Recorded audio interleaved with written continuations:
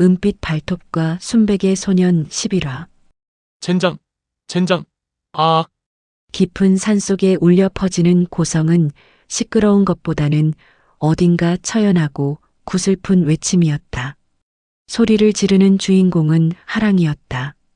분노와 상실감, 증오, 그리고 헤아릴 수 없는 깊은 슬픔이 하랑의 얼굴에 쉼없이 흘러내렸다. 불끈 쥔 주먹을 단단한 바위에 사정없이 내리찍은 탓에 고왔던 그의 손은 피부가 벗겨지고 피가 흘렀다. 인상이 절로 찌푸려질 정도로 아픔이 전해지는 상처인데 하랑은 망가진 손을 계속해서 바위에 주먹을 내리쳤다. 그만하십시오, 하랑님. 하랑을 쫓아온 흑운과 카이가 달려와 하랑이 손을 바위에 더는 찍지 못하도록 잡으며 그를 말렸다. 흥분이 가라앉지 않은 하랑은 흑운과 카이에게 기대어 흐느꼈다. 뒤에 서 있던 미류가 나직이 말했다. 내가 말했지? 기대하지 말라고. 미류의 성격상으로 오랜 친구를 따뜻한 말로 위로하는 말 따위 없었다. 낮게 울리는 미류의 말이 마치 스스로를 자책하는 하랑을 질책하는 것 같았다. 하랑은 떨리는 목소리로 말했다. 내 불찰로 잃어버렸어. 내가 조금 더 세심하게 움직였더라면 내 아들과 미호는 그렇게 되지 않았을 거야. 어렵게, 아주 어렵게 수소문에서 얻은 정보였어. 들었을 땐 확신이 있었다고. 알아. 그래도 하윤이가 맞는지 사진이라도 확인했다면 더 좋았을 것을 미리 확인도 하지 않고 얘기만 듣고 무작정 달려온 내 놈도 잘못 있는 거다. 하윤이 생각만 하면 음식이 입에 안 들어가고 잠도 안 와.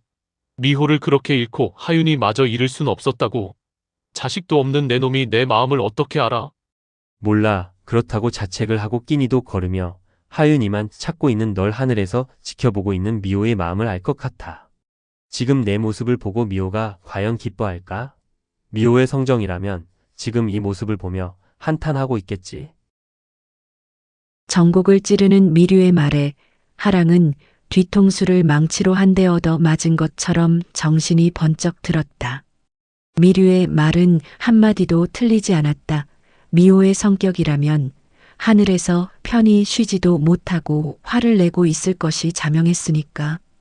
하윤인 죽지 않아. 미호가 낳은 자식이야. 분명 어딘가에서 아빠가 구하러 와주기를 기다리고 있을 거다. 요동쳤던 감정이 한층 가라앉은 하랑이 눈물을 닦으며 시퉁하게 말했다.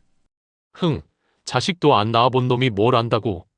하랑은 그간 죄책감 속에서 하윤이를 찾아다니느라고 잊고 있었던 것이 하나 있었다. 하나뿐인 동생을 잃고 생사조차 불문명한 하윤이의 소식을 애타하는 건 미류도 더했으면 더했지 저와 다르진 않다는 걸 말이다. 미류는 감정을 잘 내색하지 않는 성격이다. 저 녀석이 지금 나만큼이나 자책하고 있을지 모를 미류에게 미안했고 그 미안한 마음을 입 밖으로 꺼내는 것이 부끄러워 괜히 퉁명스럽게 나와버렸다. 하랑의 말이 기분이 나쁠 법도 한데 미류의 얼굴엔 그러한 기색이 전혀 없었다. 그런 걸 신경 쓰지 않는 듯 미류는 제 할 말을 했다. 내 조카야. 혈육이니까 아는 거다. 나도 지구에 머물면서 시간을 허투루 소비하진 않았어. 우연히 구해준 인간이 있었는데 한국에서 꽤 영향력을 행사하는 위치에 있더군. 그들에게 부탁을 해놨어. 우리가 찾는 것보다 그가 찾는 게 더 빠를 것 같아서. 나한테는 정체 들키지 말고 힘 조절하면서 인간처럼 행동하라고 하더니 니는 인간에게 정체를 떠벌리고 다니냐? 어쩔 수 없는 불가항력이었다. 제 할 말을 끝낸 미류는 왔던 길을 다시 걸어가고 그 뒤를 카이와 흑운이 따라갔다. 내려가던 미류가 뒤를 돌아보며 소리쳤다. 빨리 안 와? 안 그래도 몸 상태 안 좋은데 성질나게 하지 마라.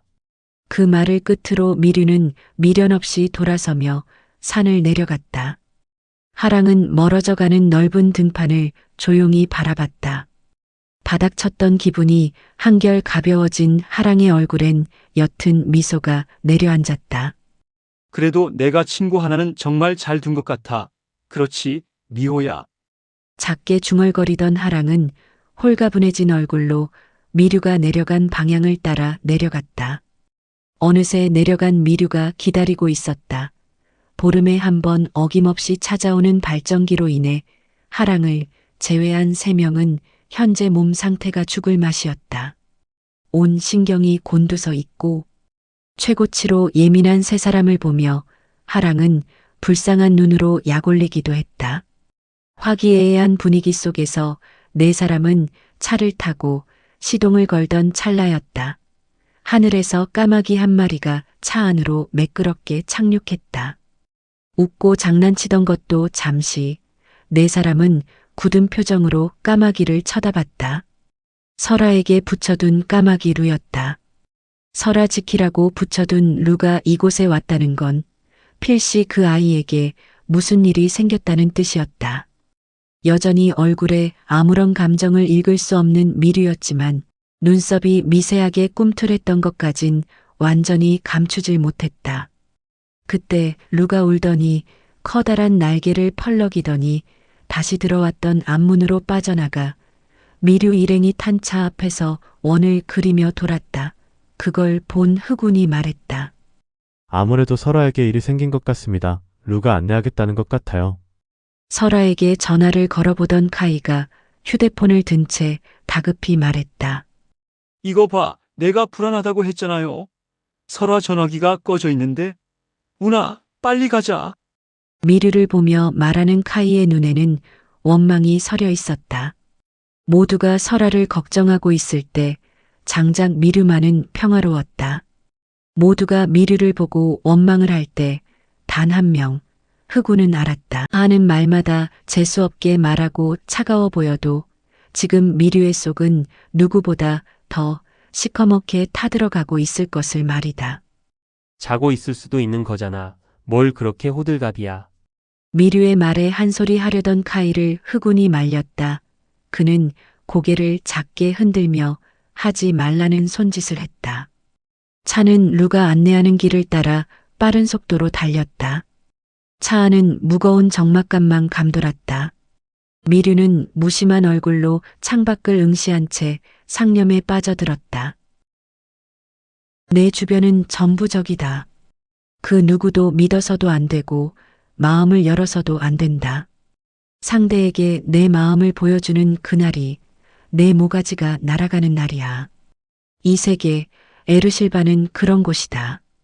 강한 자만이 살아남는 곳. 너도 용맹한 루가루라면 이 시련을 견뎌야 한다. 내 동생 미호를 위해서라도 말이다. 내 하나뿐인 가족 미호는 어머니를 닮아 기품 있는 절세 미녀다. 나와 미호는 사이좋게 부모님의 성격을 물려받았다. 나는 아버지를, 동생은 어머니를 닮아 인품이 온화하고 정의롭고 넓은 포용력을 가진 착한 동생이었다. 우리가 어린 나이에 부모님이 돌아가셨다. 내가 사는 고향은 세력 싸움이 끊이질 않은 살벌한 곳이다. 내가 10살이 되던 날, 난 그보다 더 어린 내 여동생을 데리고 그 험난한 곳에서 살아남기 위해 폭풍 같은 나날들을 보냈다. 죽을 뻔한 적도 여러 번 있었다. 서열 싸움은 어린 놈이라고 봐주지 않았으니 방심하는 순간 목이 뜯기고 사지가 잘려나갔다. 난 동생을 지키기 위해 죽을 힘을 다해 싸우며 힘을 키웠다. 추울 땐 둘의 온기로 서로를 의지하며 살았다. 그렇게 버텨온 것이 수백 년이었다. 지켜야 할 가족이 있었기에 난 강해지고 독해져야만 했다. 유일한 가족인 동생 미호를 지키기 위해 힘을 키웠다. 그리고 이젠 그 누구도 무시할 수 없는 힘이 생겼다. 최고의 자리까지 오게 됐음에도 그럼에도 난 하나뿐인 혈육을 지켜내지 못했다. 미호가 죽었다는 소식에 세상이 무너졌다. 더는 내 곁에 미호가 없다는 사실이 원통하고 비통했었다.